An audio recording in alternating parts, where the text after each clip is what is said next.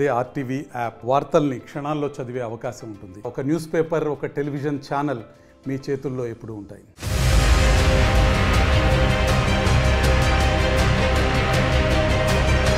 అదృష్టం ఉంటే చాలు, దేనికోసం మనం పరుగులు పెట్టాల్సిన అవసరం లేదు, అదే మనల్ని వెతుక్కుంటూ వస్తుంది అన్న సామెత బీజేపీ ఎంపీ భూపతిరాజు శ్రీనివాసవర్మకు సరిగ్గా సరిపోతుంది.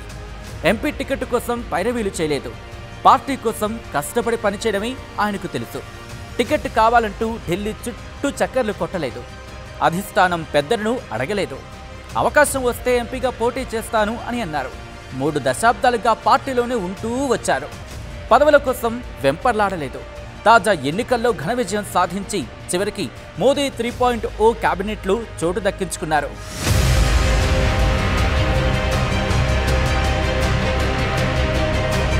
భూపతిరాజు శ్రీనివాసవర్మ 36 ఏళ్లుగా బీజేపీలో కొనసాగుతున్నారు. 1988లో బీజేపీ కార్యకర్తగా రాజకీయ జీవితాన్ని ప్రారంభించారు ఆయన. 1992-95 మధ్య బీజేవైఎం జిల్లా అధ్యక్షుడిగా పనిచేశారు.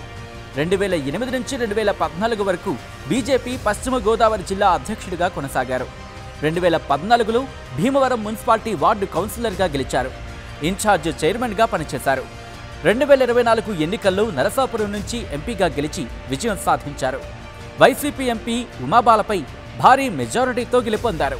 ఆయనకు 7,07,343 ఓట్లు దక్కాయి.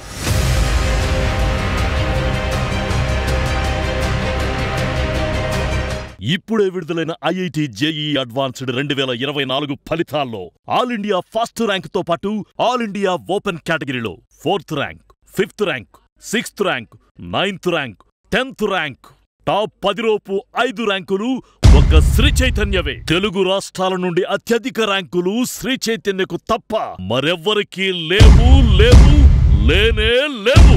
ఇక ఐఐటికి బ్రాండ్ శ్రీ చైతన్యనే.